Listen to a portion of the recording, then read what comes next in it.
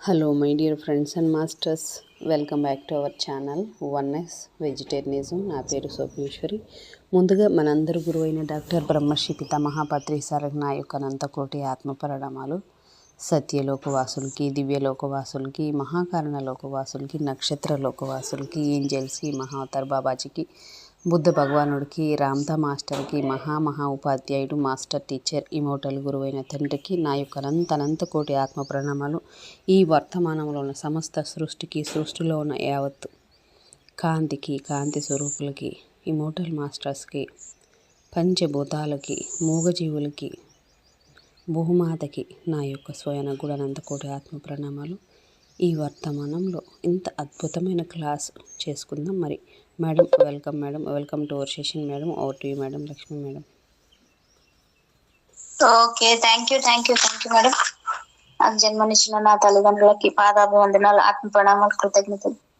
నాలో ఉండి నా చేత చెప్పిస్తున్న నా గురు రామ్తా మాస్టర్ గారికి, తండ్రి, టీచర్, మాస్టర్ రామ్తా ప్రభువుకి నా శతకోటి అనంతకోటి ఆత్మ ప్రణామాలు, కృతజ్ఞతలు.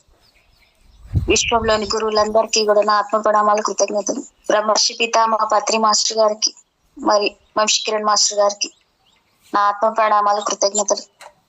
స్వప్నేశ్వరి మేడం గారికి నా శతకోటి ఆత్మ ప్రణామాలు, కృతజ్ఞతలు. Oneness vegetarianism the creator, young little guru Swapneshwari madam గారికి నా ఆత్మ ప్రణామాలు, కృతజ్ఞతలు. Little guru, thank you very much. Thank you madam. Welcome madam. Welcome.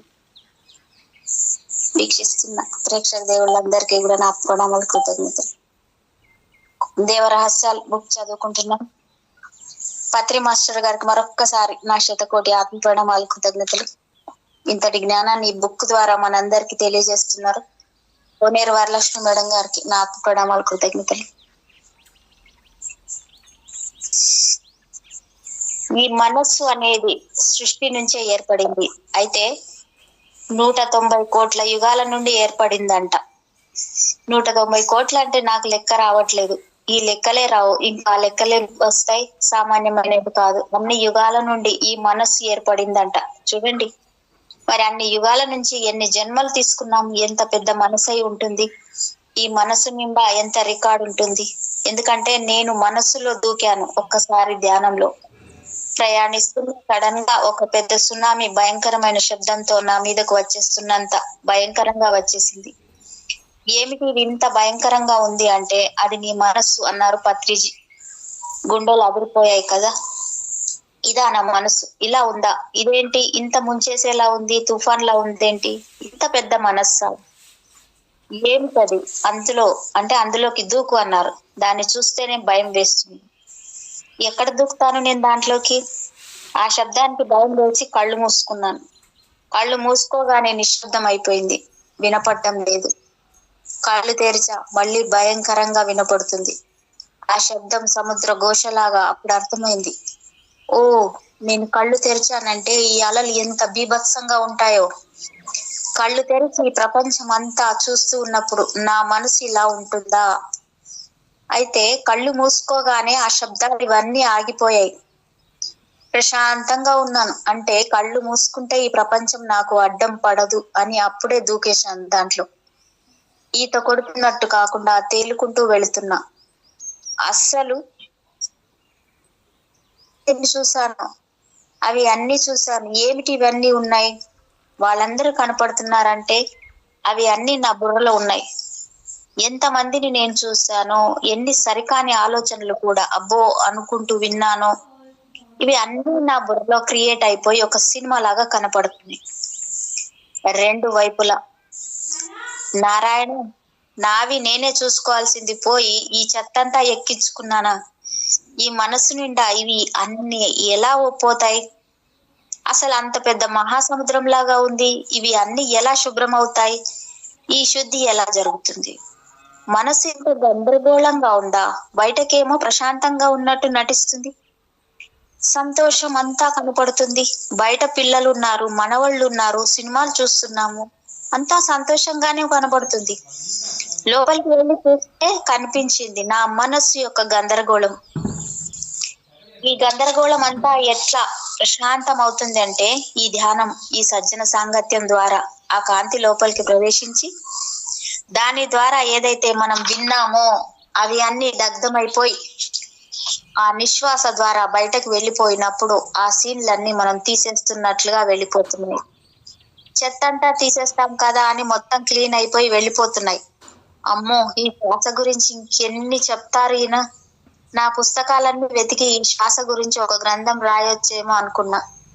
అన్ని రకాలైన ఉదాహరణలు ఇచ్చారు ఉచ్ఛ్వాస నిశ్వాసాల గురించి. అయితే 190 కోట్ల యుగాల నుండి ఏర్పడింది ఈ మనస్సు. అబ్బాబా, అంతకు మునుపు ఈ మనసులన్నీ ఏర్పడక మునుపు జ్ఞాతి లక్షణాలతో ఉండేవారు. అంతకు మునుపు ఇవన్నీ లేవు, ఈ గందరగోళాలు లేవు.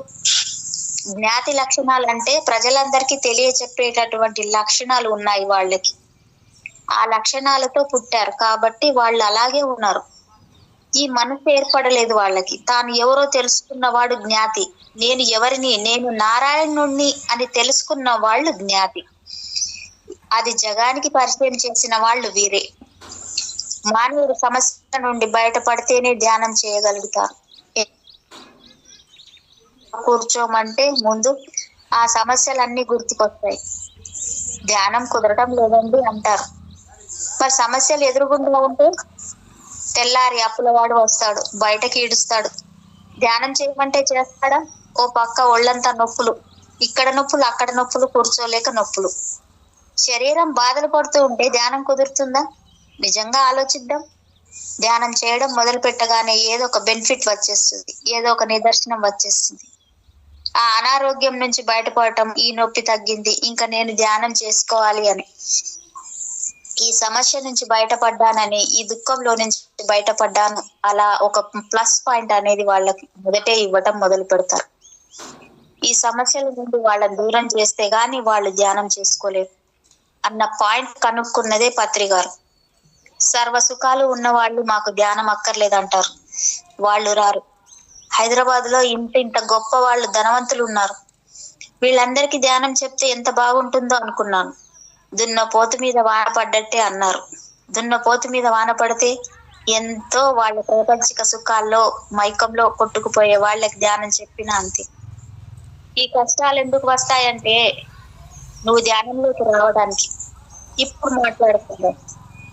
సుఖపడేవాడు గొప్ప, ఇష్టపడేవాడు గొప్ప? మీరే ఆలోచించండి. సుఖపడే వాళ్ళు ఎలాగూ రారు. వాళ్ళు మళ్ళీ ఎప్పటికో గాని మళ్ళీ ఏదో ఒకటి తెచ్చుకొని వస్తారు. ఇప్పటికే మనకి ఈ సమస్య ఉంది కాబట్టి ఈ సమస్య నుంచి బయటపడటానికి, ఈ సమస్య సృష్టించబడటం అనేది కూడా ధ్యానం కోసమే. మనమే తెచ్చుకున్నాం. మన వాస్తవానికి మనమే బాధ్యులం. అయితే మానవుడు సమస్య నుండి బయటపడితేనే ధ్యానం చేయగలుగుతాడు. మన సమస్యల గురించి మన పక్కవారు ఆలోచిస్తారా? పక్కింటి వాళ్ళు నీకు ఈ సమస్య ఉందా, నీకు ఈ అప్పు ఉందా, నీకు ఈ అనారోగ్యం ఉందా, ఏమా ఒంట్లో బాగాలేదా అంటారు. అది ఇది 2 మాటలు చెప్పి వెళ్ళిపోతారు. ఎవరు ఆలోచిస్తారు? దాన్ని ఎలా తీరుస్తారు? అసలు వాళ్ళ సంగతి వద్దు, మనం ఆలోచిస్తున్నామా? ఇంకొకళ్ళ గురించి, వీళ్ళకి సమస్యలు ఉన్నాయని ముందు మన సమస్యల గురించి మనం ఆలోచిస్తున్నాం. అయితే ఎవరి సమస్యల గురించి వాళ్ళు బలంగా ఆలోచించుకుంటారు. అది సత్యం.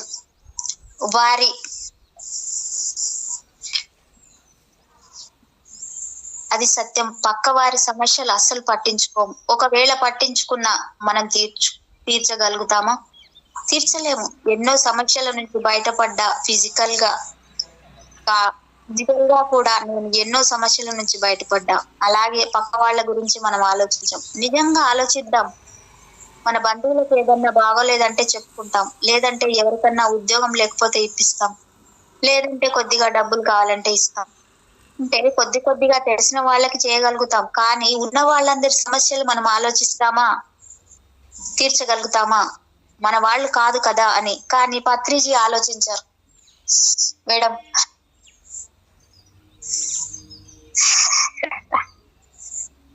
ఈ భూమండలంలో ప్రతి ఒక్కరి సమస్య గురించి ఆయన ఆలోచించి ఆయన ఈ విధానంలోకి మనల్ని తీసుకొచ్చారు.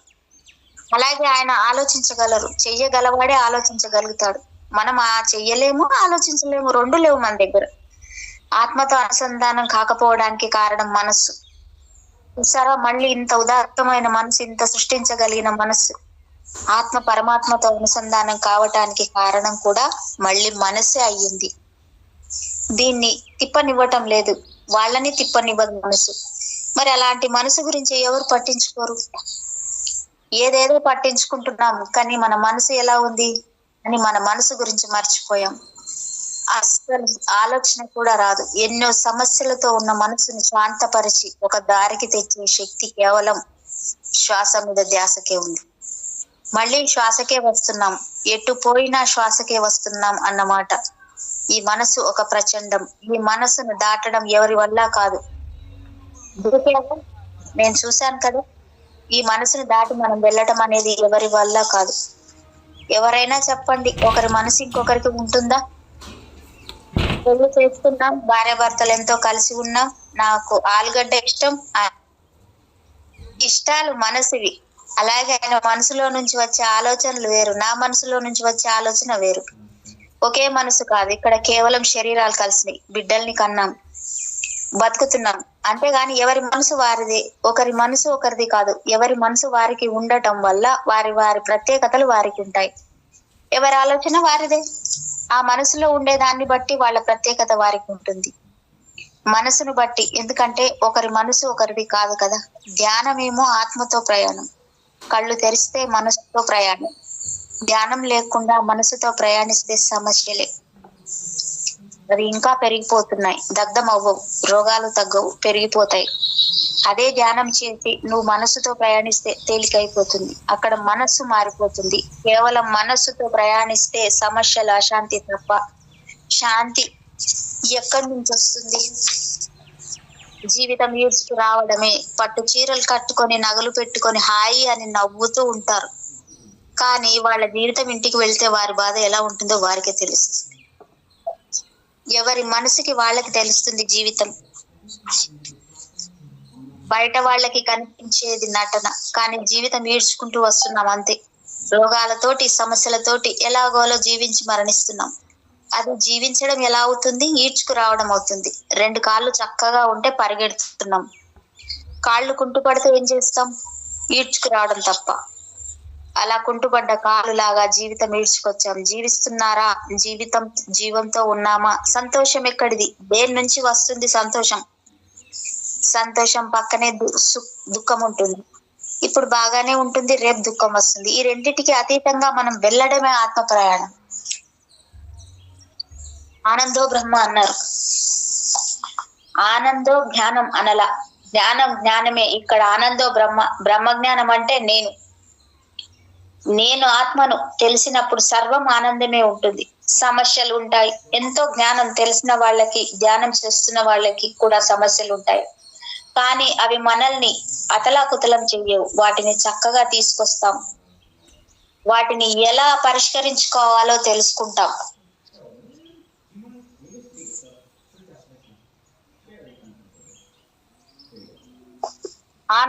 ఆనందో బ్రహ్మ వెనక ఇంత రహస్యం ఉంది. మనసులో నుంచి వచ్చిన ఆలోచనను పసిగట్టి దాన్ని ఆపి కొద్దిసేపు ధ్యానం చేస్తూ కొద్దిసేపు ధ్యానం చేసుకుంటే అర్థం అవుతుంది. ఒకప్పుడు మేము ఏదన్నా సమస్య వస్తే కళ్ళు మూసుకొని కూర్చునే వాళ్ళం, ఈ సమస్యకు పరిష్కారం ఏమిటి అని. అప్పుడు కళ్ళు మూసుకోనక్కర్లేదు, కళ్ళు తెరిచి పనులు చేసుకుంటున్నాం. ఇంకొక వైపు లోపల ఉంటాను. నీ లోపల నువ్వు ఉండటం అంటే పనులు మానేయమని కాదు, కానీ పూర్తిగా లోపల ఉండకుండా బయట పనులు చేసేటప్పుడు, బయట పూర్తిగా దృష్టి ఉన్నప్పుడు వేరుగా ఉంటాను. నా లోపల నేను ఉంటున్నప్పుడు బయట పనులు యాంత్రికంగా జరిగిపోతాయి, అన్ని జరిగిపోతాయి. మాట్లాడతాను, సినిమా చూస్తాను, అన్ని జరిగిపోతాయి. ఆ సినిమా సగం ఎక్కుతుంది, సగం ఎక్కదు. ఎందుకని? పూర్తిగా లోపల ఉన్నాను, బయట పనులు జరుగుతాయి. నీ లోపల నువ్వు ఉండు. అత్యవసరమైనప్పుడు మన లోపల మనం ఉన్నప్పుడు ఈ శక్తి బయటకు వచ్చి ఆ సమస్య పరిష్కారం అవుతుంది. అన్ని మనలో నుంచే వస్తున్నాయి. మన సమస్యకు పరిష్కారం కూడా మన లోపలే ఉంది. ఇప్పుడు మాట్లాడుతున్నామంటే కాంతి శబ్దం ద్వారా వస్తుంది. అదే జ్ఞానం లేనప్పుడు ఇక్కడ కాంతి కాదు, చీకటి. ఆలోచనలు శబ్దం ద్వారా బయటకు వస్తున్నాయి. ఎంత తేడా ఉంది, అసలు ఏమన్నా సంబంధం ఉందా దానికి దీనికి? ధ్యానంతోటే కదా మనసు శుద్ధి పడేది, అప్పుడు కదా మనసు శాంతంగా ఉండేది. ధ్యానం లేకుండా మనశ్శాంతి లేదంటే ఎలా ధ్యానం చెయ్యరు? ఓ 10 నిమిషాలు కూర్చుంటారు, ఒక అరగంట కూర్చుంటారు, మిగతా అప్పుడు ఏమండి నాకు కుదరటం లేదు, ఏంటి ఆషామాషి, నా ధ్యానం అంటే ఒక కూర వండాలంటేనే అరగంట పడుతుంది, వంట చేయాలంటేనే 1:30 పడుతుంది, తినాలంటేనే నీకు అరగంట పడుతుంది. అలాంటప్పుడు తినాలంటే అరగంట పడుతుంది, అలాంటప్పుడు శ్వాస మీద ధ్యాస పెట్టాలంటే టైం పట్టదా? ఏం పెట్టుబడి పెట్టమన్నారు? డబ్బులు ఇవ్వమనలేదు, ఏమి అనలేదే. నీ ఇంట్లో నువ్వు కూర్చొని నీ సమయాన్ని నీ కోసం పెట్టుబడి పెట్టమన్నారు. నీ సమయం నాకు పెట్టుబడి ఇవ్వండి అన్నారు. ఎవరి కోసం? ఆయన కోసం. ఆయన కోసమా? చెప్పిన వాళ్ళ కోసమా? మన కోసం. జీవిత సత్యం అంటే ఏంటి?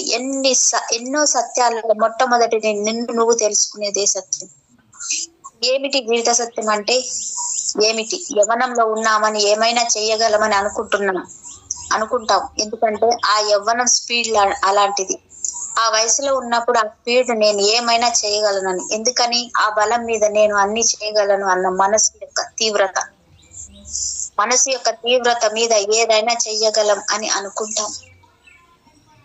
కానీ ఇక్కడే యవ్వనమే మన జీవితంలో ప్రతి ఒక్కళ్ళు ఆలోచించేది, ఎక్కువగా ఉత్తేజపరిచేదే యవ్వనం. ఈ యవ్వనం గురించి మాట్లాడుకుంటారు ఎక్కువగా. యవ్వనంలో తప్పులు జరుగుతాయి, మంచి జరుగుతుంది, అన్ని యవ్వనంలోనే. నేనే పనులు చేయగలను, ఆ పనులు చేయగలను, వీళ్ళైతే యూత్ అని చెప్పి. కానీ యవ్వనం జ్ఞానం కాదండి. యవ్వనం చిన్నప్పుడు పుట్టే ఇంత పెరిగావు, బాలవయ్యావు, తర్వాత యవ్వనవంతురాలు అయ్యావు, తల్లివి అయ్యావు, వృద్ధురాలివి అయ్యావు. ఇవన్నీ ఈ పెరుగుదలలో అంశాలే. యవ్వనం అందం గురించే ఎందుకు మాట్లాడుతున్నారు అంటే యవ్వనం ముఖ్యం అనుకుంటున్నాం. భూమండలంలో ప్రతి మనిషి నాకు యవ్వనం ఉంటే యవ్వనంలో నేను అన్ని అనుభవించాలి, యవ్వనంలోనే అన్ని అలంకరించుకోవాలి, యవ్వనంలోనే అన్ని చెయ్యాలి అని అనుకుంటున్నారు. కానీ యవ్వనం జ్ఞానం కాదు అని రాసి పెట్టుకోండి. ఒక సామాన్యమైన మనిషి యవ్వనం అనుకుంటారు. ఒక ఏ ఆత్మ జ్ఞానం అయితే ఇప్పుడు మీరు తీసుకుంటున్నారో, ఏ ఆత్మ జ్ఞానంతో ఉన్నారో, జ్ఞానమే యవ్వనం తిరగబడిపోయేది. చూడండి ఇక్కడ కంప్లీట్ తిరగబడిపోయింది. ఈ పెరుగుదలలో యవ్వనం అనుకున్నవాడు మామూలు మనిషి. ఏ ఆత్మ జ్ఞానం అయితే వచ్చిందో, నేను ఈ శరీరాన్ని కాదు, నేను బుద్ధిని కాదు, మనస్సుని కాదు, నేను ఆత్మని, ఆత్మ తనను చూసుకోవడం కోసం ఈ శరీరంలోకి వచ్చింది. ఆలోచనలను నేను కంట్రోల్ చేయగలను, నేను ఇలా జీవించగలను అని ఎప్పుడైతే ఆ జ్ఞానం నీకు వచ్చిందో, ఆ జ్ఞానమే యవ్వనం.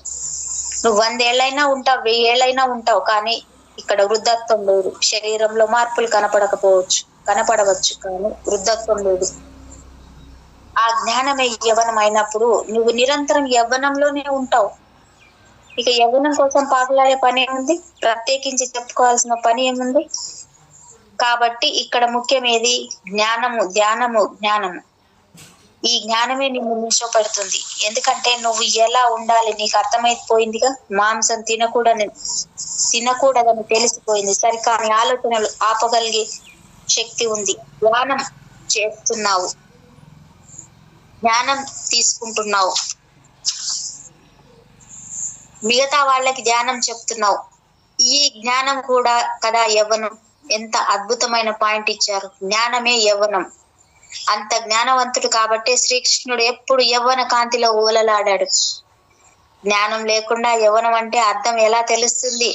తెలియదు. జ్ఞానం కావాలి. జ్ఞానానుభవం ద్వారా మాత్రమే అర్థమవుతుంది. అది ఏ జ్ఞానం అయితే నీకు అనుభవం వస్తుందో, ధ్యానానికి ముందు నువ్వు ఎలా ఉన్నావు? ప్రతిదీ పరిశోధనే, అనుభవమే. ధ్యానానికి ముందు నేను ఎలా ఉన్నాను, తర్వాత నా శరీరంలో వచ్చిన మార్పులు ఏమిటి, నా ఆలోచనలో వచ్చిన మార్పులు ఏమిటి, నా శక్తిలో వచ్చిన మార్పులు ఏమిటి, ఈ మార్పులు ఉన్నాయి కదా. ఇక ఆ జ్ఞానం ఎప్పుడైతే మనకు వచ్చేసిందో, నీకు ఇక వేరే దృష్టి ఉండదు. నీ లోపల ఉండే కణాలు అన్ని అంతకు మునుపు చచ్చిపోయి ఉంటాయి. అప్పుడు అవి జీవంతో ఓలలాడుతున్నాయి. నీ ప్రతి కణానికి ఎప్పుడైతే జీవశక్తి వచ్చిందో ఈ జ్ఞానం ద్వారా ఇంకా నీకు ఎప్పుడు యవ్వనమే. కావాలనుకుంటే చచ్చిపోగలరు. రేపొద్దున మళ్ళీ అదో గొడవ, చావు కూడా రాదు. భీష్మాచార్యులాగా మనం ఎప్పుడు కావాలంటే అప్పుడు వెళ్ళిపోతాం. ఒకరి నుంచి విడిపోవడానికి, ఒక మనిషికి కలవడానికి కారణం మనసే కదా. ఇన్ని డైవర్స్లు ఎందుకు అయిపోతున్నాయి? మనసే కదా. ఆ మనసు వేరు వేరుగా ఉండి ఇద్దరు కోట్లాడుకొని, నా మనసు నా ఇష్టం వచ్చినట్టు ఉండాలని, వాళ్ళ మనసు వాళ్ళ ఇష్టం వచ్చినట్టు ఉండాలని అనుకొని, ఎందుకంటే మనసులు కలవటం లేదు. ఈ మనసులే కాదు, అసలు ఏ మనసులు కలవు. ధ్యానంతో అది తెలుసుకుంటాం. ఆ జ్ఞానంతో ఒకరి మనసు ఒకరికి కలవదు కాబట్టి ఎవరికి వాళ్ళు ఇది తెచ్చుకున్నారు. ఓహో, ఆ మనసు ఇలా ఉంది.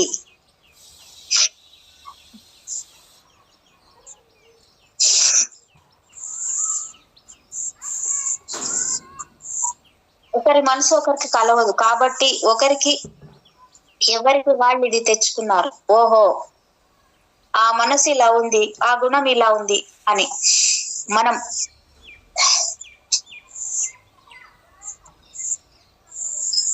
ఆ జ్ఞానానికి తగ్గట్టుగా మనం మరుసులుకుంటూ పోవటమే. ఇప్పుడు ఈ పాయింట్ వచ్చింది. తెలియనప్పుడు ఏమవుతుంది? విడిపోతున్నారు. ఇద్దరు కలిసినా ఇద్దరు విడిపోవడానికి కారణం ఏమిటంటే మనసే. శరీరం ఏమన్నా కోరుకుంటుందా? కోరుకోదు. మనస్సే కోరుకునేది. మనసు కలవక విడిపోవటం అంటానికి కారణం మనసే కానీ శరీరం కాదు కదా. శరీరం ఎప్పుడు ఒక శరీరం ఇంకో శరీరం నుంచి విడిపోవాలని కోరుకోదు. ఎందుకంటే దానికి ఆ జ్ఞానం లేదు. మనసు చెప్పినట్టు ఆ శరీరం చేస్తుందే గాని శరీరానికి ఏది ప్రత్యేకించి జ్ఞానం లేదు. శరీరం ఒక ఇన్స్ట్రుమెంట్ అంతే. దానికి కారణం మనసు. శరీరం నిర్ణయాలు తీసుకోదు కదా. అలాంటి మనసు ఎలా ఉండాలి? విడిపోవడానికి కారణం, కలవడానికి కారణం, జ్ఞానం తీసుకోవడానికి కారణం. ఈ పంచభూతాలు మనలో స్థిరం అవ్వాలంటే మూలాధారం కారణం. అన్నిటికీ నువ్వే కారణం. అన్నిటికీ మూలమై అదే అయి కూర్చుంది మనసు. ఈ ఆత్మ తాను చూసుకోవాలి అంటే కూడా ఈ మనస్సు ద్వారానే. ఈ మనస్సు ప్రపంచంలోకి చూస్తుంది. బతకాలంటే అంతా మనస్సే, ఆత్మ ద్వారా కాదు. మరి అలాంటి మనస్సు ఎలా ఉండాలి? ఆ మనసుని ఎలా నిగ్రహించుకోవాలి? ఎలా గ్రహించుకోవాలి? ఈ మనస్సు నీకు తెలియదు పో అనేవాళ్ళు పెద్దవాళ్ళు. నిజంగానే మన మనసు మనకు తెలియదు. మన మనసు ఏంటో మనకు తెలియకుండా జీవించాం. ఇప్పుడు మన మనసు ఏంటో మనకు తెలుసుకుని జీవిస్తున్నాం. ఇదే జీవిత సత్యం అంటే. ఆత్మ సత్యం, మనసు ఒక సత్యం, జీవితము ఒక సత్యం. జీవిత సత్యం ఏమిటంటే నీ మనసు నువ్వు తెలుసుకున్నప్పుడు అవతల మనసును కూడా గమనించగలిగి ఆ మనసు అలా ఉందని తెలుసుకొని దాని ద్వారా మనం ఇక్కడ జీవిస్తాం. ఆ మనసు అలా ఉందంటేనే కదా అవతల వాళ్ళ కోపం వచ్చిందంటే మనం శాంతంగా ఉంటాం. సంతోషంగా ఉన్నారంటే 2 మాటలు చెప్తాం. ఏంటి? ఆ మనసును బట్టి, గుణాలను బట్టి మనం సంచరించుకుంటాం. ఇక్కడ మనసులు విడిపోతున్నారు. కారణం ఎందుకమ్మా విడిపోయారంటే నా కర్మ, విధి అంటారు. అసలు విధి అంటే ఏమిటి? ఒకరు విడిపోవడానికి కారణం విధి ఏమిటి? మనసుకి విధికి సంబంధం ఏమిటి? విధి వేరు, మనసు వేరే. విధి వేరే, మనసు వేరే. ముందు విధి గురించి తెలుసుకోవాలి మనం, మనసు గురించి కాదు. ఇక్కడ విధిని తీసుకొచ్చి దీనిని కలుపుతున్నాం. మనసు అనంతమైన 190 కోట్ల యుగాల నుంచి ఏర్పడి ఇందులో ఉంది. ఈ శరీరంలో ఉంది మనసు. కానీ విధి దేనికి సంబంధించింది? విధి సృష్టికి సంబంధించింది. ఇక్కడ ఏదైతే సృష్టిస్తారో యూనివర్సల్ మొత్తం ఎలాగైతే నడపబడుతుందో దానికి సంబంధించినదే విధి. మనసు కాదు. దాని విధి అలా ఉంది లేమ్మా అంటారు. ఆ మాట తప్పన్నమాట. మనసుకు సంబంధించినది జీవితం, విధికి సంబంధించింది కాదు. అందుకని ఒకరు విడిపోవడానికి కారణం కానీ మనము బలహీన పడటానికి కారణం కానీ విధి అనేది కానే కాదు. విధి సృష్టికి సంబంధించింది, దాన్ని పక్కన పెట్టేయాలి. చిన్ననాటి నుంచి ధ్యానమే గనుక మనకి ఉంటే మనం మనసు గురించి ఆలోచించవలసిన అవసరమే లేదు. ఆటోమేటిక్ గా ఇంకా స్టాప్ అయిపోతుంది. 48 సంవత్సరాలు వచ్చినాక ధ్యానంలోకి వచ్చాను. ఇవాళ చిన్న బిడ్డల నుంచి ధ్యానంలోకి వస్తున్నారు. ఎంత అద్భుతం అది! సాంగత్యం తోటి ముఖ్యంగా మనసు మారేది. ఒక మంచివాడు ఒక చెడ్డవాడితో సావాసం చేస్తే కొన్నాళ్ళకి వీడు వాడు అవుతాడు, వాళ్ళు వీళ్ళు అవుతారు. అంటే సాంగత్యం ఎవరితో అయితే నువ్వు ఎక్కువగా కలిసి ఉంటావో అప్పుడు ఆటోమేటిక్ గా ఆ మనసు కొద్దిగా చేంజ్ అవుతుంది అన్నమాట. అదే సజ్జన సాంగత్యంతో ఎంతో అద్భుతంగా ఎదుగుతుందో కదా. ఇప్పుడు ఎవరు సాంగత్యం చేస్తున్నాం? సజ్జన సాంగత్యం చేస్తున్నాం. పత్రిజీ గారు చెప్పిన మాటలతో మనం సాంగత్యం చేస్తున్నాం, ధ్యానంతో సాంగత్యం చేస్తున్నాం. ఎంత అద్భుతంగా మారుతుంది సాంగత్యం. ఎటుంటే అటు మారుతున్నాం. మారడం కాదు, ఇక్కడ సజ్జన సాంగత్యంతో ఎదుగుతుంది. అది కాదు, ఇది కరెక్ట్ అనేది ఎప్పుడైతే తెలిసిందో ఇది ఎదుగుతుంది, జ్ఞానపరంగా ఎదుగుతుంది. అది ఎదిగిపోయినప్పుడు దీన్ని మారింది అంటున్నాం, అది ఎదుగుతుంది. అక్కడ మనసు ఎప్పుడు ప్రతిధ్వనిస్తూనే ఉంటుంది. ఎందుకంటే ప్రతి దానికి ఒక లక్ష్యం ఉంది. అలాగే మనసు దాని లక్ష్యం దానికి ఉంటుంది. దాని లక్ష్యం ఏమిటంటే ప్రతిధ్వనిస్తూ ఉంటుంది. ఇక్కడ ఏదన్నా కనపడగానే చూడగానే దానిలో ఒక మంచి ఆలోచన పుట్టించేస్తుంది. ఇది ఇలా, అది అలా, ఏదో ఒకటి ప్రతిధ్వనిస్తూనే ఉంటుంది. ఎప్పుడు కదలాలో ఎప్పుడు ఆగాలో మనసుని గమనించి. ఇప్పుడు వద్దు ఆలోచనలు మనం తిప్పేసుకోగలం. ఇంతకు మునుపు నాకు ఆ టెక్నిక్ తెలియదు, ఇప్పుడు ఆ టెక్నిక్ తెలిసింది. చిన్న సింపుల్ మెథడ్, దాన్ని గమనించకుండా దానిలోకి దూకి కొట్టుకుపోయాను. ఇప్పుడు ఏమిటంటే ఆ మనసుని నేను గమనిస్తూ, ఓయ్ నువ్వు సరికాని ఇస్తున్నావు, నీకు బుద్ధి లేదా, ఎందుకు ఇప్పుడు దాని గురించి మనకు ఆలోచన పక్కన పెట్టేయి, హాయిగా టీవీ చూసుకుందాం. నువ్వు ఆలోచనను కంట్రోల్ చేయగలవు ఎప్పుడు నువ్వు గమనించినప్పుడు. ఇది సరి అయినదా, ఇది సరికానిదా అని ఎరుకతో గమనించాలి. గమనించకుండా దానిలో దూకాము, ఎక్కడి నుంచి ఎక్కడికో ఆ పాత దానిలోకి కూడా పనికిరాని ఆలోచనల్లోకి వెళ్ళిపోతాం. ఆ రోజు అలా అని ఉంటే బాగుండేది, ఇలా చేసి ఉంటే బాగుండేది, ఇక దానికి అంతు కొంతు ఉండదు. అది ఏమిటి అంటే గోదావరిలోకి దూకినట్టే. దూకితే మునిగిపోయి ఎక్కడో తేల్తాం. అందుకని దూకొద్దు, గమనించండి ప్రతి ఒక్కటి. ఇప్పుడు మీ మనసులో నుంచి వచ్చిన ఆలోచనలను గమనించడం సాధనతో వస్తుంది. 2 సార్లు రాగానే ఆటోమేటిక్ గా అవే ఆగిపోతాయి. ఇంకా అంగీకరించడం లేదు, సరికాని ఆలోచన తాను అంగీకరించడం లేదు, వద్దు ఇవి రిలీజ్ చెయ్యొద్దు అని అవే ఆగిపోతాయి. అర్థం కానప్పుడు జ్ఞానం లేనప్పుడు కొట్టుకుపోతాం. అర్థమైనప్పుడు దాన్ని గుర్తిస్తాం. ఏదైనా సరే చూసే దృష్టిని బట్టి ఉంటుంది. ఏదైతే నీకు తెలుసో దాన్ని బట్టే నువ్వు అవతల వ్యక్తిని చూస్తావు, అవతల దృశ్యాన్ని చూస్తావు. ఏదైతే నీకు తెలుసో దాన్ని బట్టే నువ్వు అవతల వ్యక్తిని చూస్తావు, అవతల దృశ్యాన్ని చూస్తావు. ఇక్కడ నీ జ్ఞానం మారినప్పుడు ఓహో ఇదా అని చూస్తావు. అందుకని అందరి కళ్ళు ఒకటే, మనసు ఒకటే, బుర్ర ఒకటే, కానీ నీ యొక్క దృష్టి, నీ యొక్క ఆలోచన ఏది ఉందో ఆ దృష్టిని బట్టే మనం చూస్తాం. అదే జ్ఞానవంతమైన ఆలోచన వచ్చినప్పుడు జ్ఞానవంతంగానే ఆలోచిస్తాం. ఈ తేడా ఉంది. అర్థం కానప్పుడు జ్ఞానం లేనప్పుడు కొట్టుకుపోతాం. అర్థమైనప్పుడు దాన్ని గుర్తిస్తాం. ఏదైనా సరే ముఖ్యంగా విషయ జ్ఞానం ఉండాలి, ఒక విషయం గురించి జ్ఞానం ఉండాలి, లేదా తెలుసుకోవడానికి ప్రయత్నించాలి. ఈ 2 ముఖ్యం. అది లేనప్పుడు మనం ఇష్టం వచ్చినట్లు ఆలోచనలతోటి మాట్లాడుతున్నాం. ఒక విషయం గురించి నాకు జ్ఞానం లేదనుకోండి, నేను మౌనంగా ఉండాలి. దాని గురించి నాకు ఆలోచన వస్తుంది అన్నప్పుడు తెలియని ఆలోచన నాకు ఎందుకు వస్తుంది, వద్దు ఈ ఆలోచన కట్ చేయాలి. అప్పుడు మౌనంగా ఉంటాం. మౌనంగా ఉండి నువ్వు మాట్లాడకుండా ఉన్నప్పుడు ఒకవేళ ఆలోచన నీకు వచ్చినా అర్థం కాకపోయినా అది లోపల కరిగిపోతుంది. ఆలోచన ఎప్పుడు ఫలిస్తుంది? నీ ఆలోచన నీ నోటి శబ్దం ద్వారా బయటకు వచ్చినప్పుడు, లేదా ఆ పని నువ్వు చేసినప్పుడు ఫలిస్తుంది. నువ్వు మౌనంగా ఉన్నావు అనుకో, నీకు వచ్చిన ఆలోచన సరైందో సరికానిదో తెలియదు. నాకు తెలియనప్పుడు ఎందుకని మౌనంగా ఉన్నాం అనుకో, సరికాని ఆలోచనలు వచ్చినా అది కలిసిపోతుంది. అది ఉత్తమం కదా, మౌనంగా ఉండడం ఉత్తమం కదా. గబగబా నోరు ఉంది కదా అని, బుర్ర ఉంది కదా అని మాట్లాడేయటమేనా? దానివల్ల ఎవరు నష్టపోయేది? మనమే. నోటిలోని మాట అనుదుటి మీది రాత. నువ్వేం మాట్లాడుతున్నావు? నోరు మంచిదైతే ఊరు మంచిది అవుతుంది. సామెతలు ఎన్నో ఉన్నాయి, కానీ ధ్యానం చేస్తే గానీ అర్థం అవ్వలేదు. అది తేడా. అలాగే సృష్టి ఏదైనా సరే చూసే దృష్టిని బట్టి ఉంటుంది. దృష్టి మనసును బట్టి ఉంటుంది. చర్మ చక్షువుల దృష్టి, సూక్ష్మ దృష్టి. ఈ కళ్ళతో చూసేదే మనసుతో చూసే దృష్టి వేరుగా ఉంటుంది. ఆత్మ సూక్ష్మ శరీరంతో చూసే దృష్టి వేరుగా ఉంటుంది.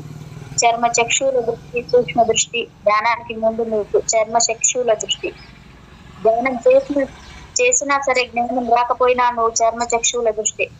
ఎప్పుడైతే నీకు ఆత్మజ్ఞానం వచ్చిందో, ప్రపంచం ఏమిటని అర్థమైందో, అంతా మనమే అని తెలుసుకున్నామో, అప్పుడు ఇది మూసుకుపోతుంది. సూక్ష్మ దృష్టి బయటకు వస్తుంది. మనసు కూడా ఇప్పుడు ఉడికి వస్తుంది. ఈ రెండు ఈ శ్వాస మీద ధ్యాస ద్వారా మాత్రమే అభివృద్ధి అవుతాయి. మనం కలలు కంటాం. దేనితో కలలు కంటాం?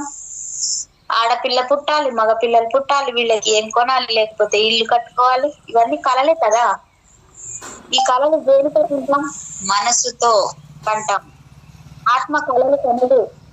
ఇవన్నీ మనసుకే. కానీ ఇప్పుడు దాకా జ్ఞానానికి ముందు మనసుతో కళలు కన్నాం. మనసుకు నచ్చినటువంటి ఆహారం తిన్నాం. ఈ శరీరానికి ఏం కావాలో అన్ని మనసుతోటి. ఈ భూమి 3rd డైమెన్షన్ నుంచి 5th డైమెన్షన్ కి ఎంటర్ అయ్యింది. ఇప్పుడు స్థితమైంది. ఇప్పుడు ఇది స్టాండర్డ్ అయింది. ఎప్పుడైతే ఇది స్టాండర్డ్ అయిందో ఇక్కడ నుంచి మానవులు మనసుతో కలలు కనరు, నాసికతో కలలు కంటారు. నాసికతో కలలు ఉంటే అనుకున్నా నేను, శ్వాస మీద ధ్యాస పెట్టి నాసికతో కలలు కంటారు అంటే అదే కదా పత్రిజీ కళ. ఆ కళలో దివ్యానుభూతులు పొందుతారు. ఆ కళలు కూడా అంటే దివ్యంలో ఉండే స్పర్శను మనం అనుభూతి చెందుతాం. అనుభవం దేహంతో ఆ దివ్యాన్ని అనుభూతి చెందుతాం. మొన్న ఎప్పుడో వెజిటేబుల్ పులావ్ తిన్నాను అనుకోండి, ఇప్పుడు దాన్ని అనుభూతి చెందుతా నేను. అబ్బా ఇది ఇలా ఉంది, అంత బాగుంది అని. ఆ అనుభవం ఉండబట్టే ఇక్కడ అనుభూతి చెందుతాం. ఇక్కడ ఈ నాసికతో కన్న కళలు అంటే మేడం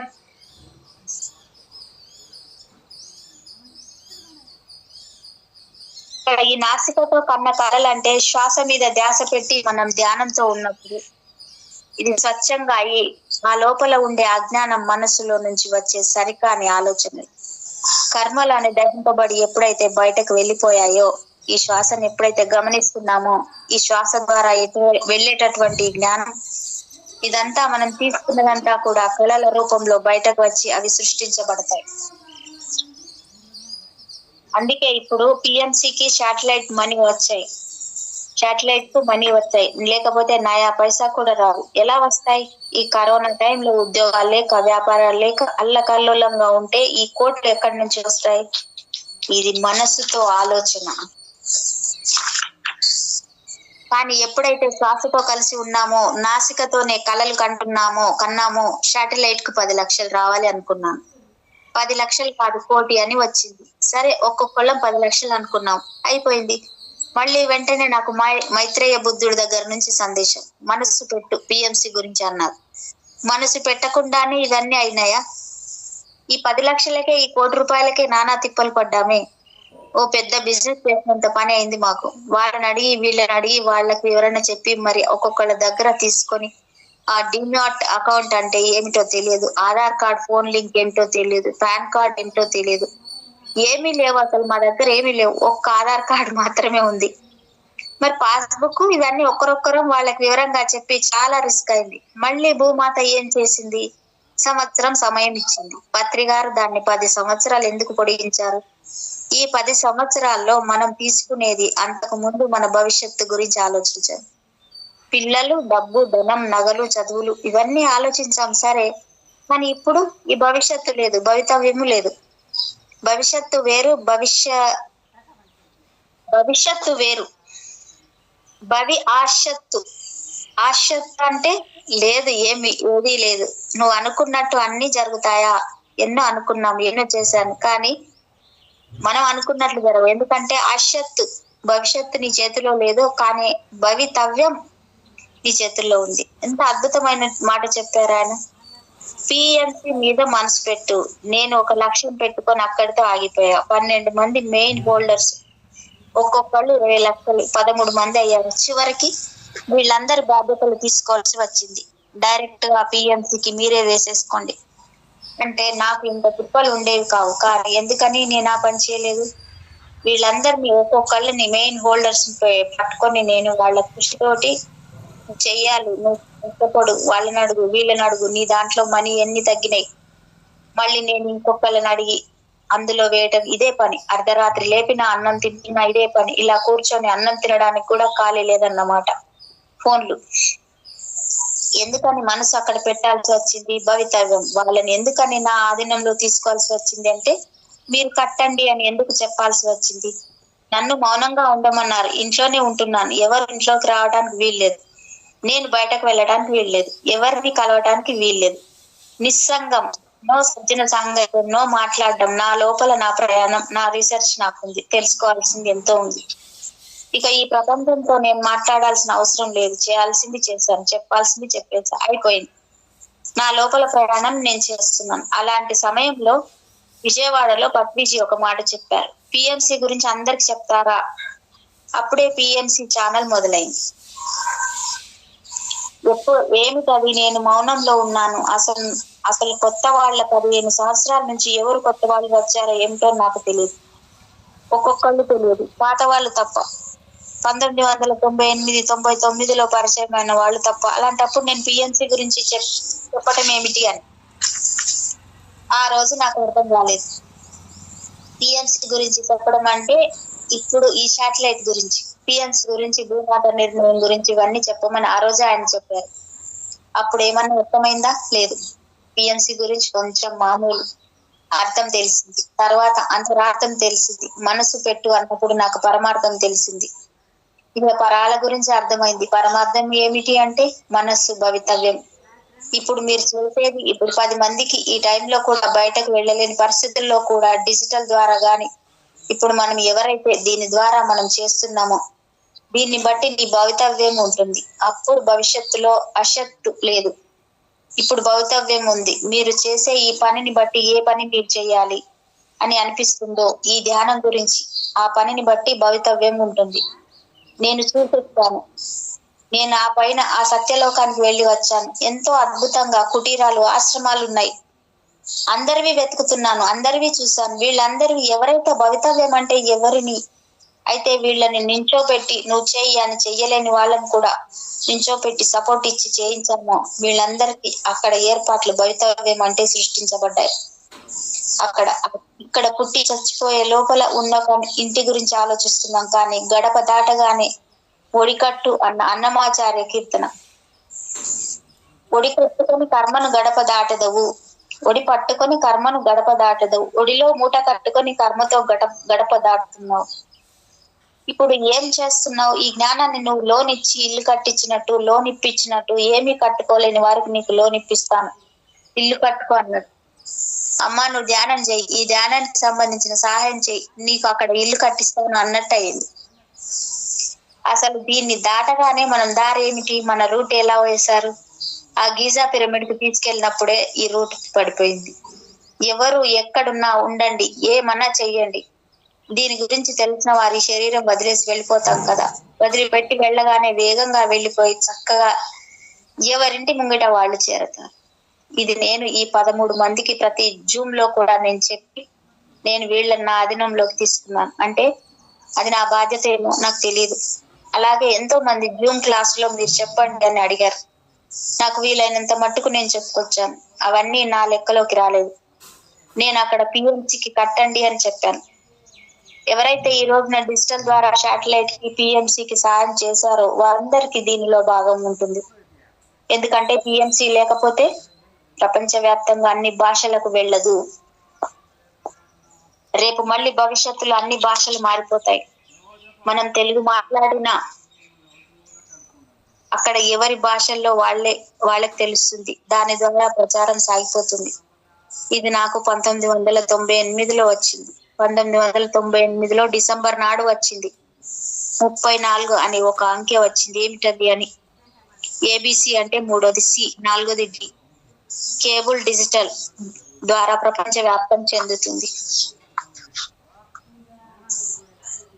నానా కష్టపడి ఒక ఊరు వెళ్ళి చెప్తే ఒక 4, ఒక 3, ఒక 5, 10 మంది, ఒక స్వామీజీ పసుపు కుంకాల వ్రతం చేయిస్తానంటే టెంట్లు వేసి లక్షల మంది పరిగెడుతున్నారు.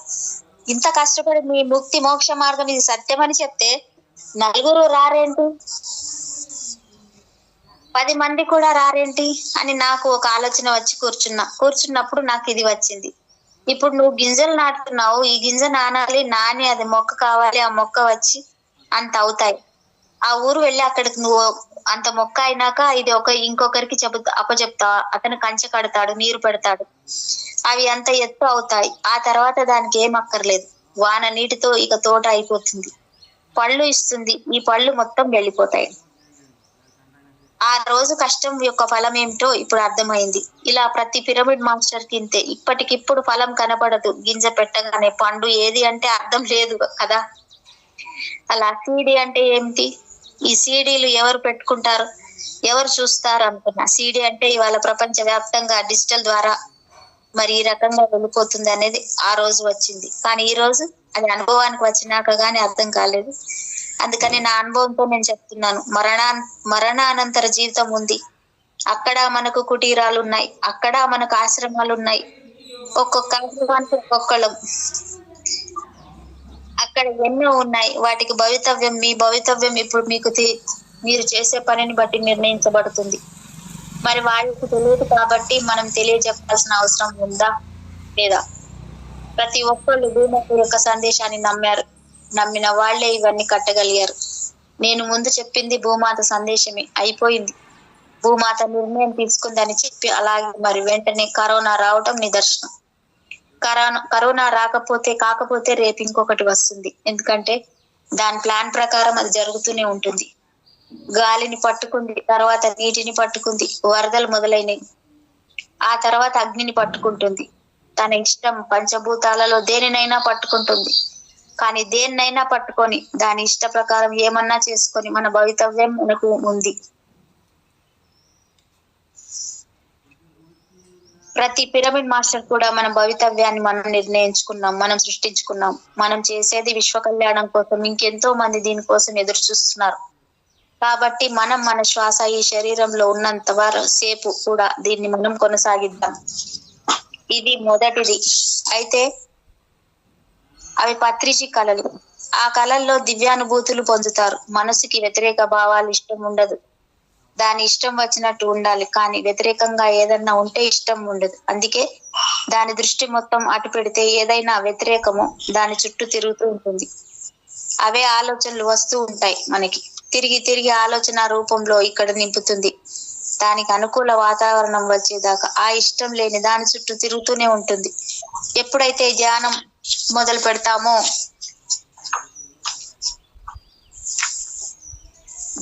ధ్యానం మొదలు పెట్టగానే మనసుకి అనుకూలమైన వాతావరణం వచ్చేస్తుంది.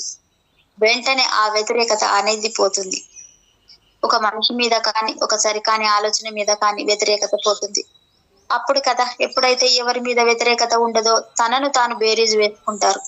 మనిషి నేనెవరిని, నాకేం కావాలి, ఈ వగైరా అన్ని కూడా బేరీజు వేసుకుంటుందన్నమాట. ఈ మనసుకు ఇంకొక వీక్నెస్ ఉందండి. కోరికలకు బానిస అవుతుంది. ఎందుకు కోరికలకు బానిస అవుతుంది అంటే దాని లక్షణం. దానికి ఒక లక్షణం ఉంది కాబట్టి అది కోరికలకు బానిస అవుతుంది. ఎప్పుడైతే ధ్యానం చేసి జ్ఞానం మనకు వచ్చిందో విఘ్నత ఏర్పడుతుంది. ఈ కోరికను నేను తీర్చుకోవాలా వద్దా, ఇది అవసరమా అన్న విఘ్నత వస్తుంది. బుద్ధి వికసిస్తుంది. బుద్ధి అందరికీ ఉంది, కానీ అది వికసించలేదు. ఎప్పుడైతే ఈ జ్ఞానం ద్వారా అది వికసించి ఎక్కడి దాకా కోరిక ఉండాలి, ఎక్కడి దాకా ఉండకూడదు అనే విచక్షణ వస్తుంది. అయితే ఈ మనస్సు దీన్ని నడిపించేది ఎవరు? ఈ మనస్సు శరీరాన్ని నడిపిస్తుంది అని అనుకుంటాం. కానీ ఈ మనస్సును ఎవరు నడిపిస్తున్నారు? నడిపించేది ఏది? జ్ఞానేంద్రియాలు. జ్ఞానేంద్రియం లోపల జ్ఞానం అనే ఇంద్రియం ఉంది.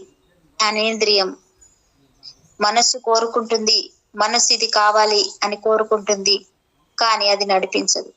జ్ఞానేంద్రియం నడిపిస్తుంది.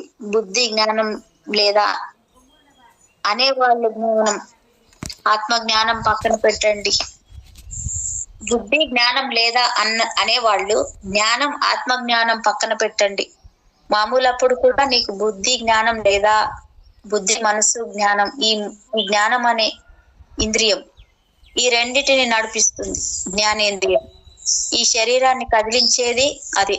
కూర్చో, నిల్చో అని దీనికి సజెషన్ ఇచ్చేది కూడా అదే. కానీ దానికి ఎప్పుడైతే ఈ జ్ఞానేంద్రియానికి ఆత్మ యొక్క జ్ఞానం, త్రిమూర్తి తత్వం, నేను శివుణ్ణి, నేనే శివుణ్ణి, నేను బ్రహ్మ జ్ఞానాన్ని, నేనే నారాయణుణ్ణి, నేను త్రిమూర్తి తత్వంలోని శాశ్వతత్వం కలిగి ఉన్న మనసు ఉన్నాయి. ఈ మనస్సు ఉన్నాయి. దాంట్లో మళ్ళీ ఈ జ్ఞానేంద్రియానికి త్రిమూర్తి తత్వం, ఈ మూడు శాశ్వతం, నేను ఆత్మని, ఇవన్నీ కలిపి ఉన్నటువంటి మనసు మళ్ళీ దానికి ఉంది. ఈ మనసు వేరు, ఆ మనసు వేరు. మనస్సు నందు ఉన్న మనసును చంపినవాడు, ఈ మనసులో ఇంకో మనసు ఉంది, కోరికల మనసు. ఈ మనసు జ్ఞానేంద్రియం, అవన్నీ మనలోనే ఉన్నాయి. బయట నుంచి ఎలా వస్తాయి? లోపలే ఉన్నాయి రెండు మనసులు. అయితే అది మూసుకుపోయి కూర్చుంది. ఈ మనసు కోరికలతో ఉంది. ఎప్పుడైతే జ్ఞానం వచ్చిందో ఈ జ్ఞానం అనే ఇంద్రియం ఆత్మతత్వంతో నిండుకొని అప్పుడు ఈ త్రిమూర్తి తత్వం నేను అన్న జ్ఞానం దానిని వస్తుంది. అంటే బయట నుంచి ఏమీ రావు.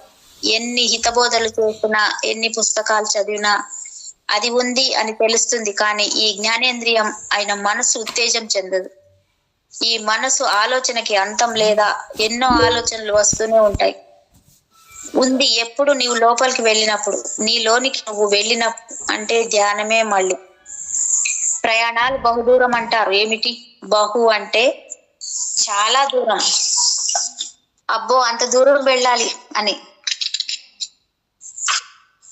ఎలాగో ట్రైన్ ఎక్కాలి, అంత దూరం వెళ్ళాలి. కానీ లోపల మనసు అబ్బో చాలా దూరం. బహుదూరం అంటే అది మనసు అనుకుంటుంది చాలా దూరం అని. ఆత్మ స్వరూపాలకి ఎంత దూరం అనేది ఉండేది.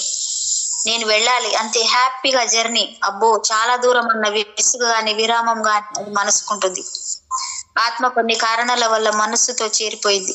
ఆ కొన్ని కారణాలు చెప్పాలంటే పెద్ద గ్రంథం అవుతుంది. అప్పుడు మనసుతో కలిసిపోతుంది. అప్పుడు అది తనను తాను మర్చిపోతుంది. ఎప్పుడైతే మనసుతో చేరిపోయిందో నేను శరీరాన్ని అని, కోరికలతో ఆనందం ఉంటుంది అని తనను తాను మర్చిపోతుంది. అప్పుడప్పుడు అది తనను తాను మర్చిపోయినప్పుడు అదంతా ఈ ఆత్మకు పెట్టుకుంటుంది. ఆ కోరికలు శరీరానికి కావాల్సినవి అది తాను అనుకుంటుంది ఆత్మ. అందుకే ఆత్మ మాయ చేత కప్పబడెను. ఆత్మవై ఉండి మనసుతో జీవించినట్లు. ఒక పక్క ఆత్మవి నీవు, కానీ మనసుతో జీవిస్తున్నావు. ఇది సరి అయిన జీవితం ఎలా అవుతుంది? ఇది సరికాని జీవితం. 1999లో అన్నారు, సార్ వరలక్ష్మి మేడం మీరందరూ అసలు ఈ భూమి మీద ఎలా బతుకుతున్నారు అని. ఎలా అంటారేంటి? ఎలా బతకాలి? ఇంకా వేరే ఏమైనా ఉందా? హాయిగా ఇల్లు ఉంది, కారు ఉంది, పిల్లలు ఉన్నారు, ఏసీ, హాయిగా సినిమాలు ఉన్నాయి, అన్ని ఉంటే ఇంకా ఎలా బతుకుతారనుకున్నా. కానీ మనసుతో బతుకుతున్నానని తెలియలేదు అప్పుడు. నువ్వు ఆత్మవై ఉండి ఒక పక్క ఆత్మవు నువ్వు, కానీ మనసుతో జీవిస్తున్నావు. ఇది సరైన జీవితం ఎలా అవుతుంది? కర్మలు చుట్టుకుంటున్నాయి కదా. కాబట్టి సరికాని జీవితం. నేను చాలా పద్ధతిగా ఉన్నాను అనుకుంటాం. ఇది చాలా కరెక్ట్, అన్ని కరెక్ట్ గా కనపడతాయి. ఇక్కడ మనకి పద్ధతి అంటే ఏమిటో తెలుసా? మనసుకి ఏ పద్ధతి తెలుస్తుంది? ఈ ప్రపంచంలోని ఈ నాగరికతలో జ్ఞానం ఉందా చెప్పండి? రాకెట్ కనుక్కోనివ్వండి, డాక్టర్ అవనివ్వండి, ఇంజనీర్ అవనివ్వండి, ఈ ప్రపంచంలో ఏదైనా సరే నాగరికత, ఈ నవనాగరికత ప్రపంచంలో మేము చాలా గొప్పగా బతుకుతున్నాం అని అనుకుంటున్నారు. అని జ్ఞానం ఉందా? జీరో. అక్కడ జ్ఞానం లేదు. ఆత్మ ఉందా? నవనాగరికత ఏ టెక్నాలజీలోనైనా ఆత్మ ఉందా? శరీరంలోనే ఉండే ఆత్మ. మనలో ఉండే ఆత్మను మనం ఉపయోగించుకోవాలి. మరి నువ్వు ఆత్మయు కదా, నీకు ఆత్మ జ్ఞానం కదా కావాల్సింది. మరి భౌతికంలోకి ఎందుకు పరిగెడుతున్నారు? ఇంకో చోటికి పరిగెత్తుతున్నాం. ఇక పరిగెడుతున్నారు. పరిగెత్తేదంతా భౌతికమే, మరి తెలియదు కదా. మరి భౌతికంలోకి ఎందుకు పరిగెడుతున్నారు? పరిగెత్తేదంతా భౌతికమే, మరి తెలియదు కదా. ఒళ్ళు నొప్పులు రాగానే, ఏదో ఒకటి రాగానే హాస్పిటల్స్ కి పరిగెత్తుతున్నారు, ఇంకో చోటుకి పరిగెత్తుతున్నారు. అక్కడ దొరుకుతుందని, ఇక్కడ దొరుకుతుందని, కష్టాలు వస్తే దేవుడికి మొక్కుకుని గుళ్ళోకి పరిగెత్తుతున్నారు. పెళ్లిళ్ళు పేరాటాలని వెళ్ళొచ్చు, కానీ అదే లైఫ్ కాదు. ఆ స్టైల్స్ లేకపోతే నాగరికతలు ఉన్నట్టా కాదా? ఇలా ఉంటేనే కరెక్టా? ఇది పద్ధత? నీకు జ్ఞానం ఉంటే ఎందుకు పరిగెడతావు? అవసరాలకి తప్పనిసరిగా పరిగెట్టాలి. కుటుంబం ఉందిగా, బ్రతకడానికి ఆహారం కావాలిగా. మరి భౌతికంలోకి ఎందుకు పరిగెడుతున్నారు? అదే మనస్సు మాయ. వెంటనే అటు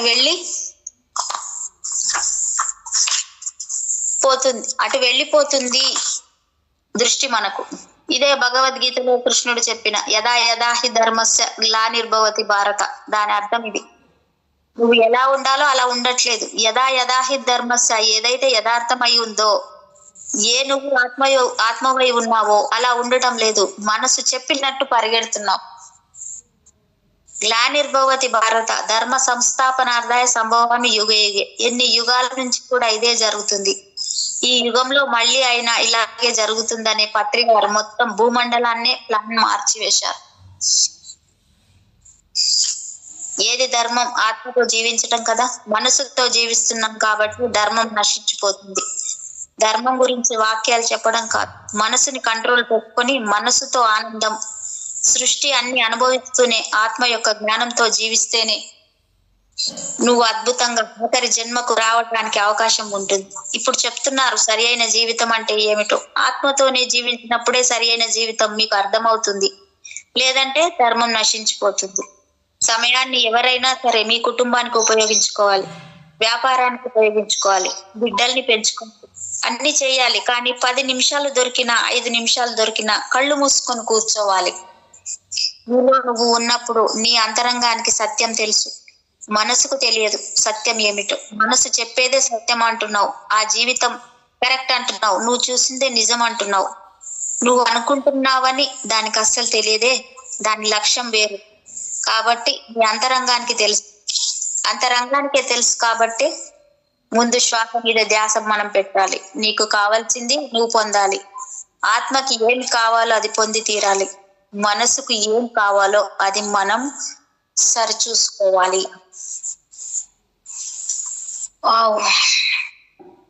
thank you madam.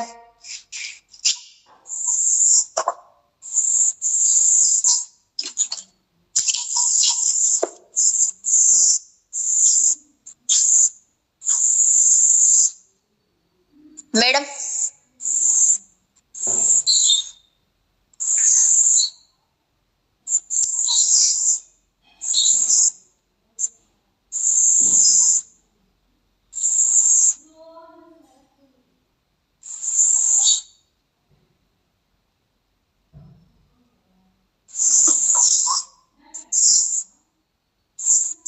Thank you.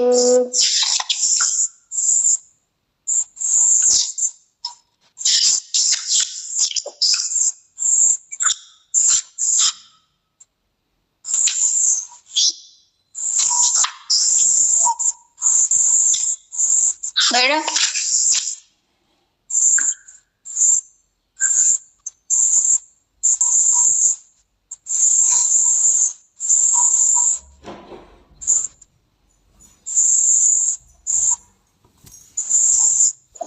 ఏం మేడం? బిడ్డలు కంప్లీట్ అంటే ఇంకొక చాప్టర్ స్టార్ట్ అవుతుందని. ఇంకా ఉందా మేడం టైం? లే, 5 నిమిషాలు ఉంది. ఆపేద్దామంటే ఆపేద్దాం రండి. ఆపేద్దాం మేడం. ఓకే. ఇంకో చాప్టర్ షురు అవుతుంది, అందుకని అక్కడికి ఆపాను madam. Okay. Thank you madam. Thank you so much madam. మీకు నా హృదయపూర్వకమైన కృతజ్ఞతలు.